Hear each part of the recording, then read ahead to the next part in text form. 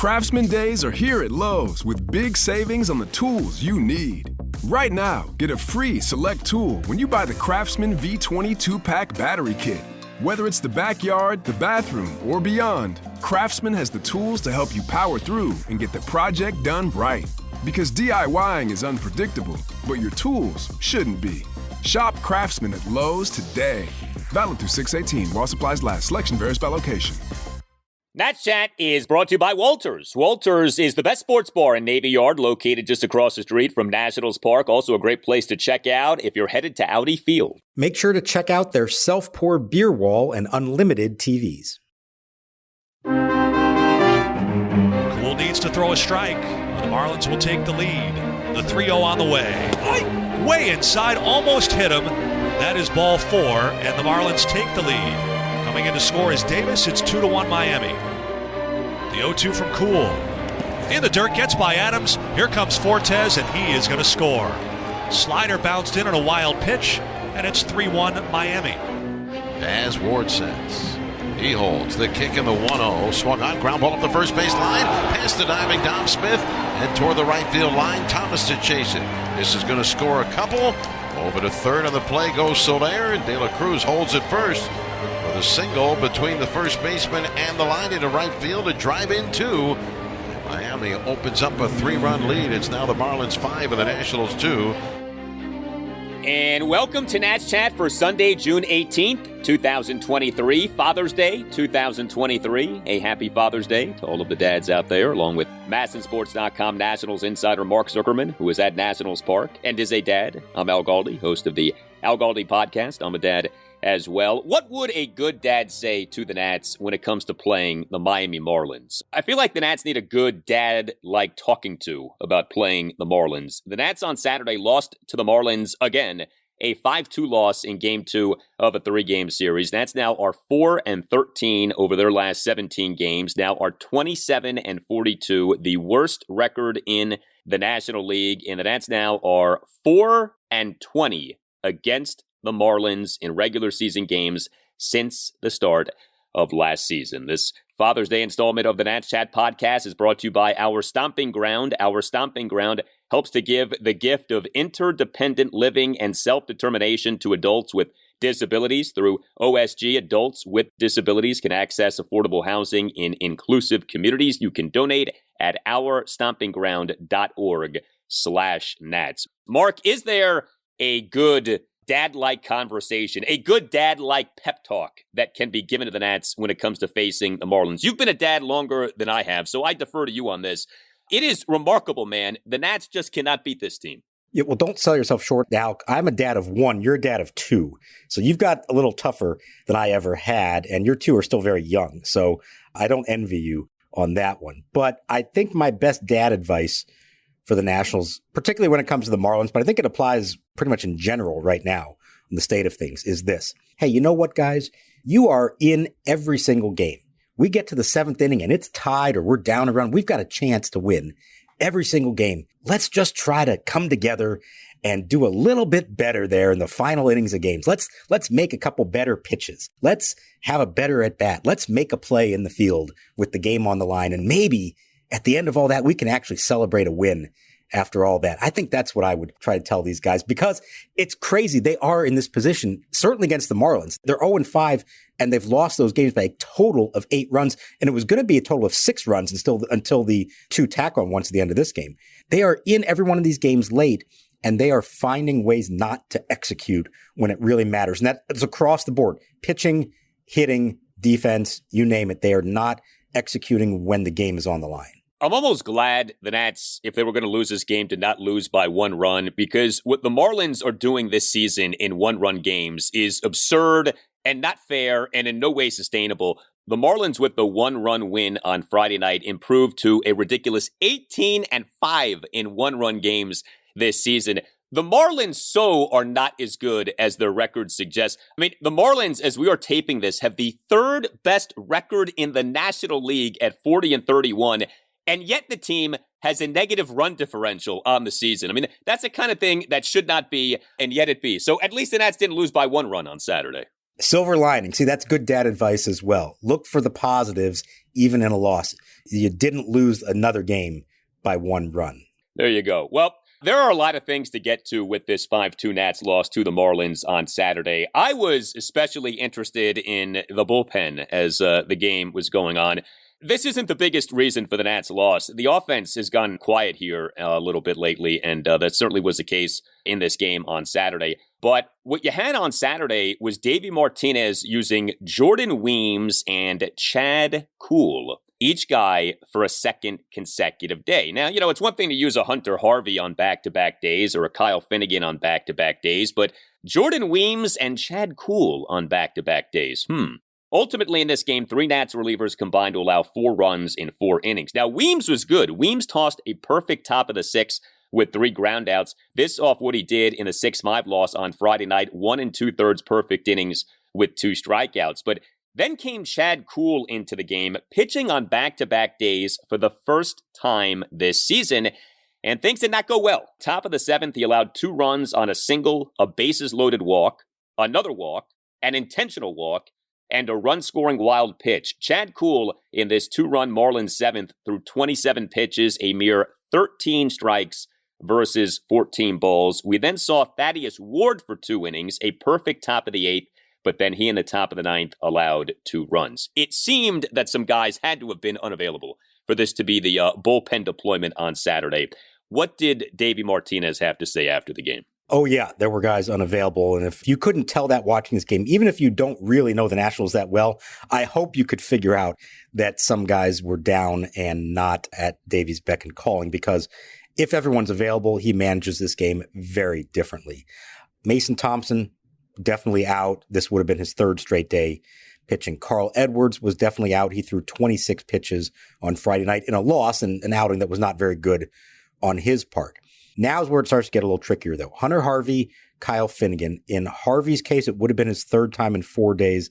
Finnegan had been a little more rested. Davey said those guys were available only if they had the lead or were tied in the 8th inning or later. So as you map this out, you get through the 5th and you decide to pull Jake Irvin at that point, you're going to go to Weems, who did a nice job and is now 4 straight really quality appearances for him. So that's good. But probably not going to push to get a 2nd inning out of him pitching on back-to-back days. So now you get to the 7th. You're saying, okay, I think I've got Harvey and Finnegan probably for 1 inning each. I'm going to save them for the 8th and 9th, and in large part because it was the bottom of the Marlins lineup that was due up 7, 8, 9. And so you're saying, I need somebody else to get me through this inning. His choices were Chad Kuhl, Thaddeus Ward, or Corey Abbott, who people may not even realize is on the team, has been on the team for 10 days now, has not pitched in a game yet. He went with Chad Kuhl. We all saw what the result was. It was ugly. And it's not because he was getting hit. He had 1 little bloop single. It was walks, wild pitches, non-competitive pitches. There was a lot of frustrating moments to that, but to me, the worst of it was after they decided to intentionally walk Luis Arias to load the bases, he's facing Jorge Soler, bases loaded, tie game. And he threw him 4 consecutive balls, not just balls. None of them were close, non-competitive pitches, and then a wild pitch after all that to the next hitter. So you can say, hey, he should have gone to somebody else in that spot. Maybe that's true, but the options were obviously limited. And the idea was if Chad Kuhl can't get the bottom of the lineup out, what business do we have being here? And, I've got to save my top guys for the 8th and the 9th against their better part of the lineup. So a few things, all of that. The Jorge Soler walk was especially frustrating. Now, it's a little tricky with Soler because he has power, so you obviously don't want a grand slam, but he's a guy who strikes out a lot, and you figured, okay, that could happen, double play could happen, like there were some good possibilities, and of course, a bad thing is what ended up happening. The Corey Abbott thing is bizarre. It was on June 7th that the Nats designated Erasmo Ramirez for assignment and recalled Corey Abbott from AAA Rochester as the corresponding roster move. I mean, Corey Abbott and Michael Chavis can be like best friends because neither guy ever plays these days for the Nats, but Abbott hasn't appeared in a game since he got brought up from Rochester. That is strange. I mean, not that we're all clamoring to see Corey Abbott, but it's like, what's the point of him being up at the major league level if you're never going to go to the guy? So I find this notion of we weren't going to go to Harvey or Finnegan unless it was 8th or 9th inning tied or in the lead. I guess if you're down by one, you don't use the guy. Like, that was just the line that Davey drew, because that's obviously an arbitrary line. Like, you could say, well, if it's close, we can maybe use the guy. Like, Davey was pretty adamant of, no, tied or leading 8th or 9th inning. Otherwise, no Harvey, no Finnegan. Yeah, I think so. And I think that, again, specific to today's game, in a different spot. Again, this would have been Harvey's third time in 4 days. They've got to watch his workload. If he had not done that, then maybe you say, okay, yeah, we could push it a little bit. Finnegan was great the other night in Houston. Now, he had the day off before that, the day off after it, so he was fresh. But I think that was the ultimate, he's my last guy. Whenever I bring him in, he's going to finish out this game. So whether that's in the 8th or the 9th, so you don't want to have to go to him that early. The problem is it's still the 7th. Now, I guess you can say once Kuhl gets into trouble in the 7th and now the lineup is turned over, maybe you want to go to one of those guys, but you get through it. You still got to get through 2 more innings after that. So he's playing with less than a full hand there. Now, it would be nice if they had more arms that he could rely on, that he trusted in these spots. And it's tangential to this, but I couldn't help but notice that the Miami Marlins have 4 left-handers in their bullpen, and all 4 of them have an ERA under 3. I didn't even know that was allowed. Are you allowed to carry 4 lefties with an ERA under 3 in your bullpen? Because the Nationals, for those who forget, have 0 left-handers with any ERA in their major league bullpen. So the bullpen construction, I think, is really showing up here. Yes, he's got his guys he can trust. They're not all perfect. They've all had issues as well. But as much as you use relievers, if you're not pushing your starters to go deeper in games, you need 5 guys, even 6 guys that you can trust in any kind of situation of consequence. And boy, it'd be nice to be able to match up every once in a while with a left-hander. They still do not have that. No, and it sounded off our Sean Doolittle conversation the other day that we shouldn't be holding our breath on Doolittle to be promoted to the majors. So we may be having this for at least a little while longer. I do wonder if in the back of Davey's mind is the reality that the Nats don't have a scheduled off day until Thursday, June 29th. And so there is going to be a lot of leaning on relievers for days to come. And unless there's a rainout coming up, like, you're at it here. Remember, the Nats have that makeup game against Arizona this Thursday afternoon at 1:05 in the not-so-great spot of the day before a trip out west, where you start a 6-game road trip out west, 3 games at San Diego, 3 games at Seattle. Instead of the off day, you have to play this makeup game against the Diamondbacks. And yeah, I mean, ultimately, this does come down to guys need to get outs, and the Nats don't have enough relievers to get out. So I think this is more like a talking through what happened as opposed to like a let's whack Davey Martinez around like a piñata, Like, I think the context here matters a ton. It just was bizarre watching this game, and in real time, wait a minute, Chad Kuhl for a second straight day, off Jordan Weems for a second straight day? Like, what are we doing here? And then 2 innings at Thaddeus Ward. And the game ended up going from close to not so close. I mean, and again, Nats need to hit. We'll get to that. But it just was not an easy watch, especially with what happened with Kuhl. And because this isn't the first time they've been in the spot in the last few weeks, we've seen Chad Kuhl now several times in big moments, including in a save situation in Kansas City. Now, he got that one done and wound up with the save, but it's hard to figure out why that would be happening as much as it is. I think it's a combination of the scheduling, it's the starters doing an okay job, but not really consistently going 6 or 7 innings. And so you have to use more of them. And I guess it probably really boils down to this. Who right now do they have? They've got several guys who can go multiple innings, but who do they have that they really trust to go multiple innings? And Mason Thompson was that guy in April, but we saw what happened to him. And I'm sure Davey in his mind is like, hey, we got him back good again. I can't push this too far. I can't be asking him to do that on a regular basis. So you tie that all together. If your starter is going to come out after 5, then you're essentially saying, I need 4 relievers to get through the rest of this game.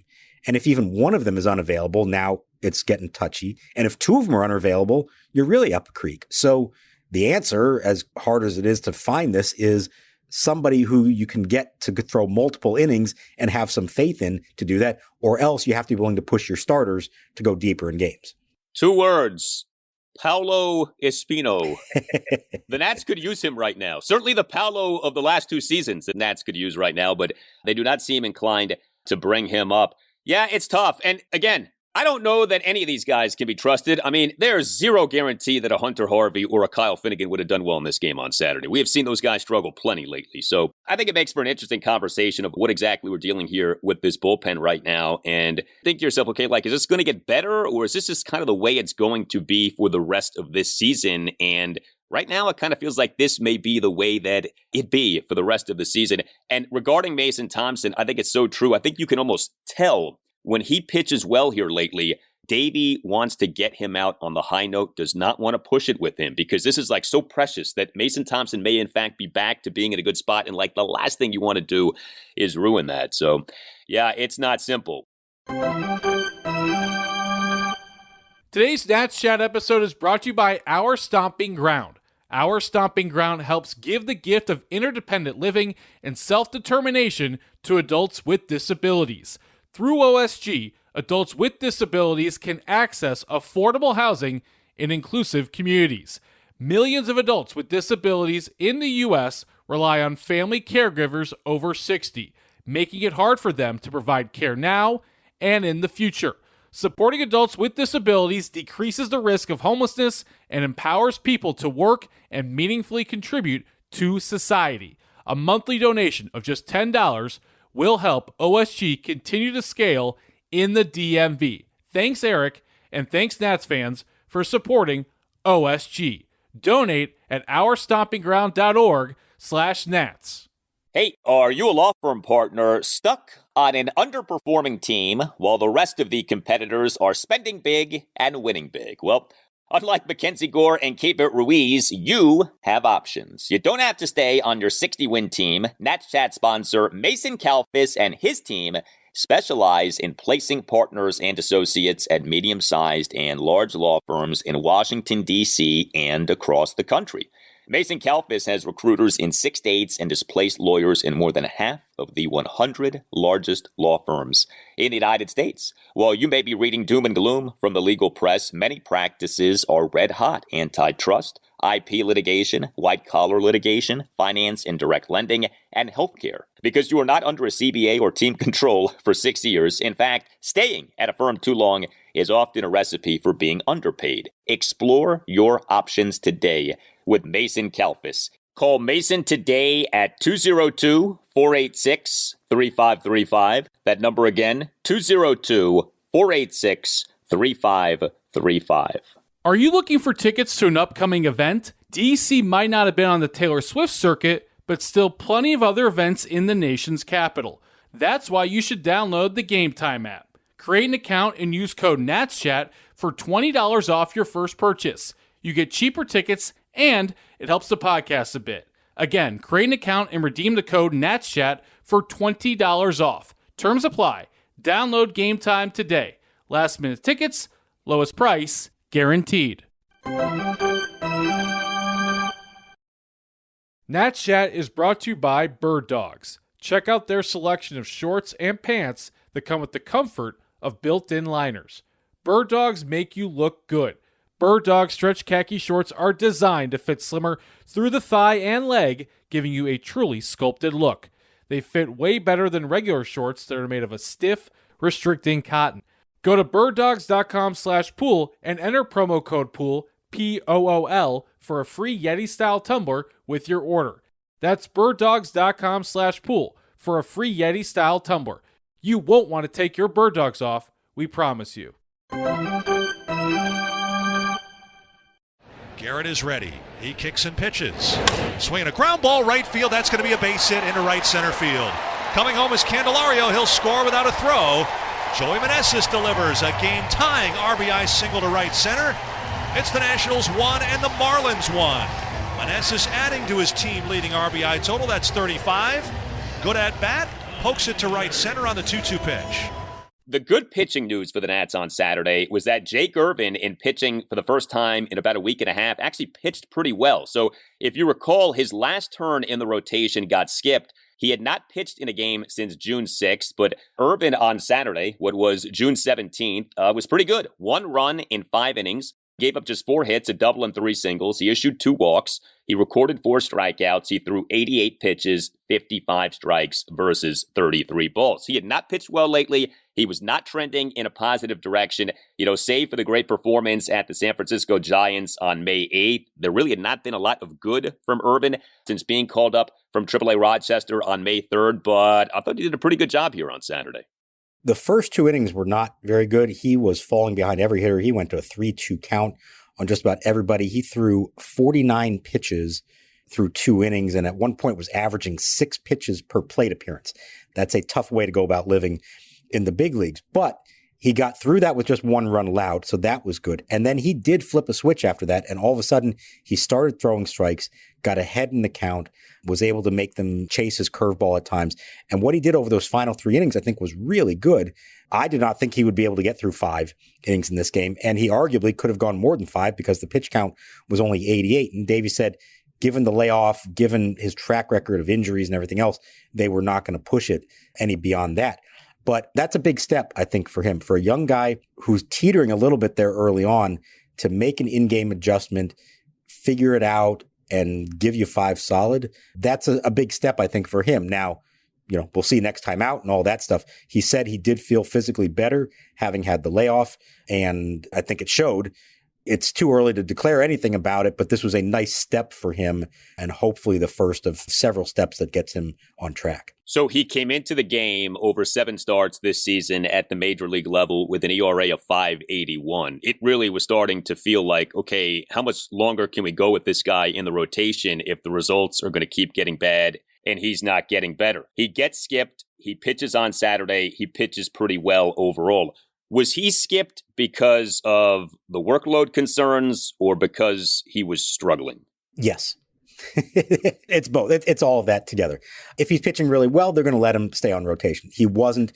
He is a guy, just like eventually with Mackenzie Gore and maybe Josiah Gray, they're going to have to watch this. They may have to find some opportunities to do similar things with them. They're very cognizant of his workload. Jake had Tommy John surgery a few years ago.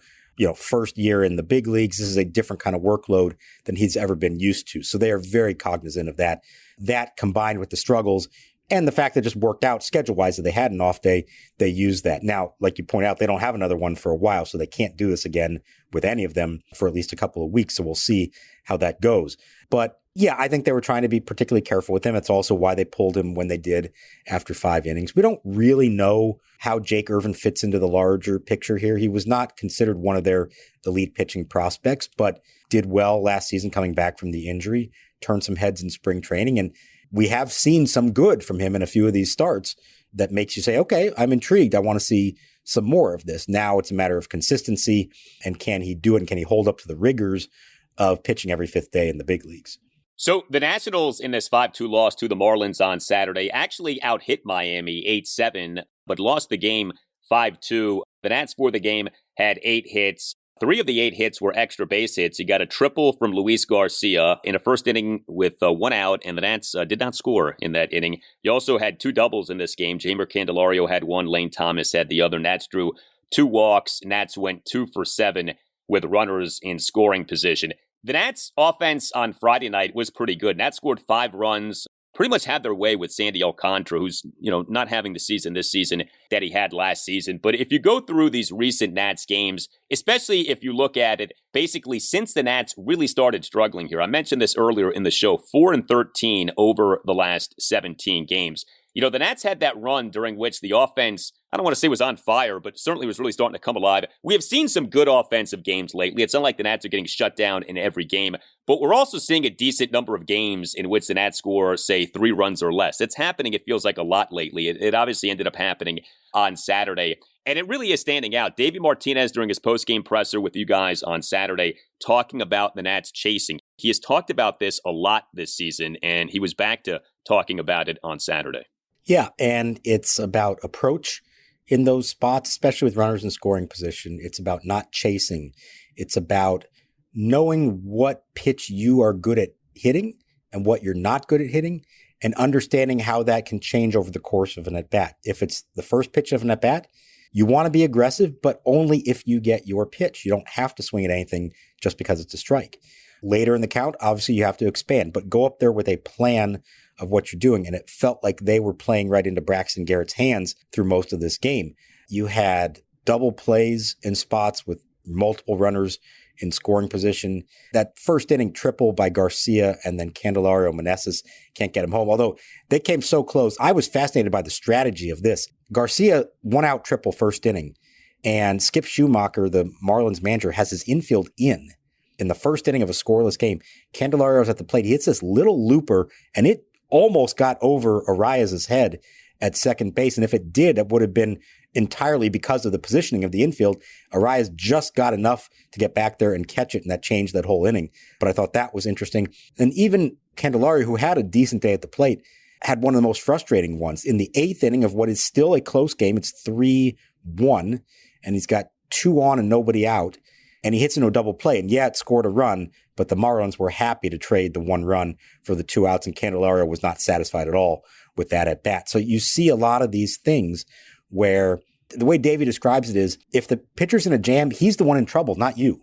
The pressure is on him, not on you. And it too often feels like the hitter feels the pressure, and they're getting out of their comfort zone, swinging at pitches that they shouldn't be, not going up there with a good firm plan to try to advance the runners, get the next hitter up, and sustain a rally. The Candelario double on Saturday, he in an adds 1-run fourth, a 1-out double to the left center field gap on an 0-2 pitch. He also had an infield single in this game. That's now 4 doubles for Candelario over the first 2 games of this series, 21 doubles on the season. I mean, he's well on his way to a 40-plus double season, which is actually quite good. So good to see that. I wanted to highlight C.J. Abrams. Abrams is in a real rut right now. Now, he did have an RBI double on Friday night, but Abrams in this game on Saturday, 0 for 3 with 2 strikeouts, including, I think, one of the worst plate appearances any Nationals hitter has had this season. Not so much for the spot, but because of what happened in the plate appearance. Bottom of the third, C.J. Abrams struck out looking on 3 pitches. He took a called strike 1. He swung and missed for strike 2 on a pitch that was outside of the strike zone. And then he took a called strike 3 right down the middle of the plate. C.J. Abrams now, in this month of June, has a batting average of 122, has an on-base percentage of 122. He has not drawn a single walk this month, and has a slugging percentage of 195.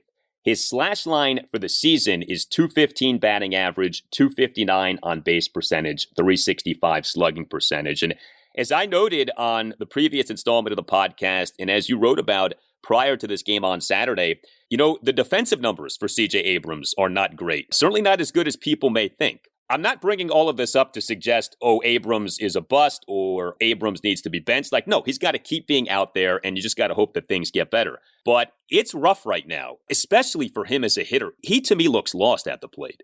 Yeah, no, you're 100% right. 5 for 41 this month, and the 0 walks tells you a lot. Not that he's a big walk guy to begin with, but the fact that he has none. And it's not like he's getting to 3-2 counts. There are a lot of quick outs, some really uncompetitive at-bats. And you watch some of those, you'd see he's swinging at pitches up in the zone. That's not his zone. He is a low ball hitter. And again, early in the count, know what your strengths are. Look for that. If you don't get it, take it, and then expand after that. And it seems like he's putting himself in a hole by swinging at pitches that he's not going to do much damage with to begin with. He does look kind of lost up there. The rigors of playing every day in the big leagues, maybe it gets to you after a while. Davey's given him a few days off here and there, so I don't know that it's really that, or that sitting him was going to do a whole lot for him. He just needs to come up there in a big spot and do something, and just give him a good at-bat and then get that confidence back. I think he is their shortstop. That's not going to change. They're going to stick with him, but he has not been up to par here for a while now. He had, remember in April, the total numbers weren't great, but he was kind of coming through in big spots late in games. He's not doing that right now either. And it's been a little bit tough to watch. And like you said, there are some at-bats that it feels like he just kind of gives away. The kind of at-bats that we used to talk about with Victor Robles that we haven't seen as much now. And that probably tells you why Robles is hitting 8th and Abrams is hitting 9th. I am not in any way advocating for this, but you do see this sometimes.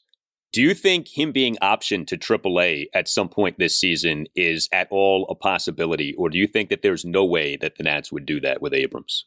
I think they only do that if, in addition to struggling in the field and at the plate, they feel like he's also mentally not there for some reason, if he's disengaged or not recognizing or not working hard, that kind of stuff. I don't get the sense that that's a concern at the moment.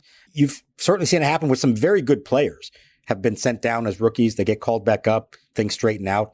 We saw them do it to Victor Robles not that long ago, a few years ago. Remember, he went down in September, or in August, and then didn't come back in September. So it's not unprecedented for them to do that. But that's a pretty big statement for them to make in the situation that they're in, and with the lack of a real viable alternative other than Ildemaro Vargas at shortstop. So I don't think we're there yet. Could it get there? Yeah, it's always a possibility. But I think it would have to do with more than just performance. I think there would also have to be a question of his mental state maybe at that point. Good to see Lane Thomas with a double on Saturday. He went 1 for 4. He, in the one-run eighth, had a leadoff double to left field. Luis Garcia had a multi-hit game on Saturday. He had that aforementioned triple, also had an infield single. He also, in the top of the fourth, committed a throwing error. Now, the Marlins ended up not scoring in that inning, but, I touched on the defense. So how fixable is what's happening with the defense here? Because it really has fallen off. The overall body of defensive work for this team this season isn't good. I mean, the numbers tell, I think, a much different story than people may think. Again, I talked about it on the last show. You wrote about it prior to the game on Saturday. But, it is like Abrams has negative defensive runs saved. Keibert Ruiz has negative defensive runs saved. Some other guys who might surprise you have negative defensive runs saved. The Nats, as a team, one of the worst teams in the majors in terms of team defensive runs saved. It felt like this was better. And I think it's kind of jarring how, at least, you go by the numbers, things are really not better. Yeah, and I think what actually stood out to me as I broke it down position by position was how if you just said, hey, where are they struggling defensively, you might say up the middle. That's not really the case. Now, it's not that Abrams and Garcia have been great, but they haven't been that bad. The worst production is actually coming from the catching position, from the pitcher's position. And yes, they count that kind of stuff, how they field their position, how they do it holding runners, which I think is a big part of it, and the outfield. Center field, Victor Robles is at -9 defensive run save, and he missed more than a month. Now, I think some of that is probably the balls that were lost in the sun in April, because there were a few of those. That's my guess is where that comes into play. And so is that really his fault or sign of bad defense? I don't know. But that was surprising to see.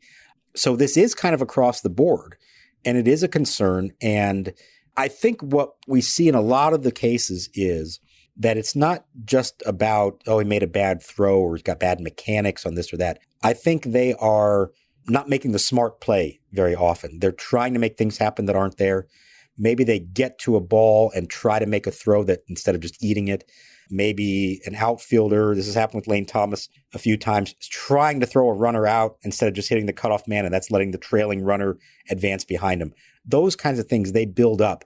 And it is costing them as a team. I think it was fair to say in April that the defense was considerably improved from last year. Now, it still wasn't good. They were still like 20th in the league. But from where they were last year, that was a huge improvement. Right now, they're playing kind of at a level that they did last year, where they're at the bottom of the pack along with the A's. And Davey said this more in a broad sense. It wasn't specifically about the defense, but I think it underscores a lot of what's going on right now. The quote from him after the game was, "The thing is, it's almost like we've got to play perfectly, and that's tough to do every night." And that's what happens when you're not hitting a lot, when your bullpen is limited in some way, and then when you do make a mistake in the field, it really becomes magnified. So yeah, at their current state, they need everything to go right in the course of a game to win it. And when your defense is not up to par, it shows up.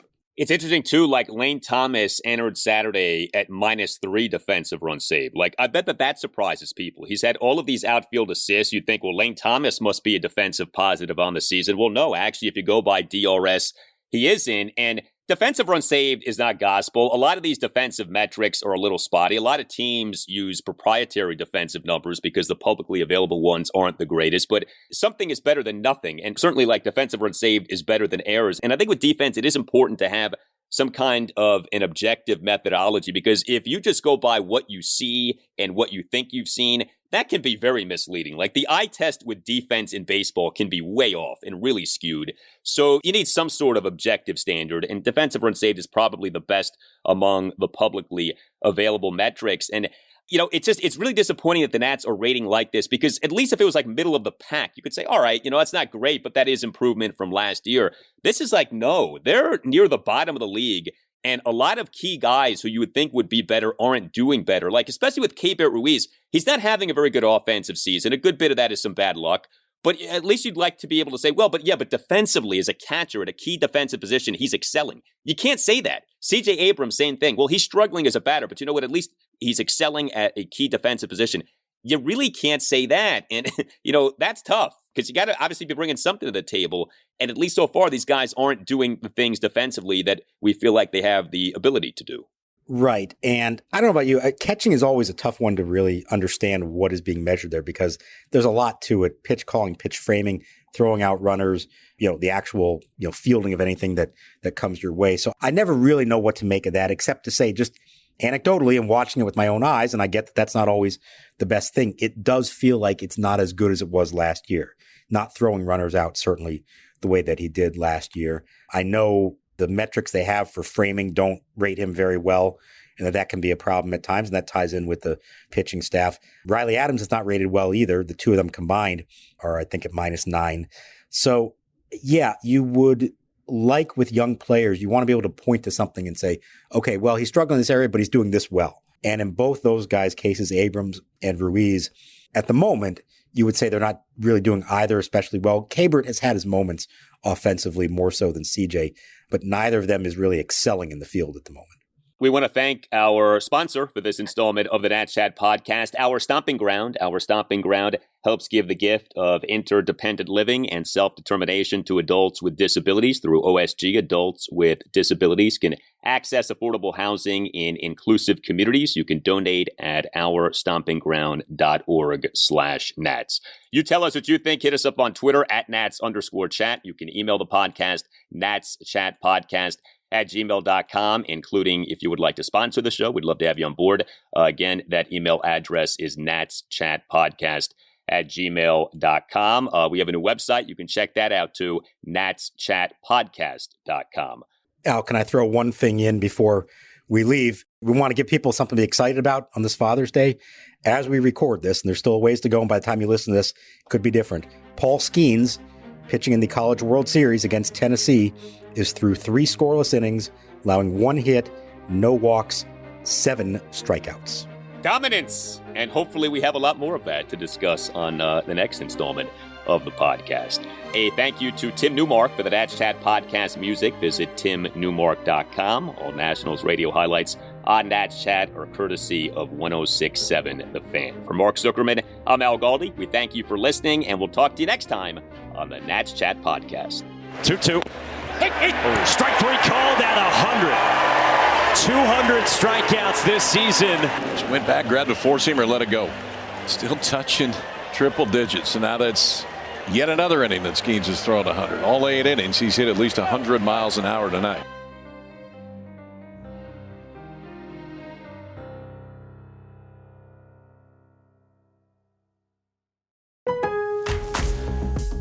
Craftsman Days are here at Lowe's with big savings on the tools you need.